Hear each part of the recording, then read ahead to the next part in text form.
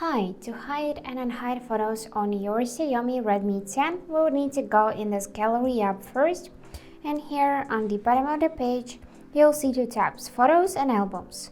Go in the albums and now you would need to press and hold album you want to hide, like that. And after that, select this option on the bottom of the screen to hide it. But notice that if you select one of these two default folders as camera or all photos, this album you cannot hide. This option is simply unavailable. So now let's select this album and then tap this button to hide it.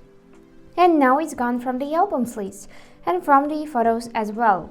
So to unhide it, we would need to tap on these three dots on the top of the screen, go in the settings, and then go in this tab View Hidden Albums, and now you can view your album and select to unhide it.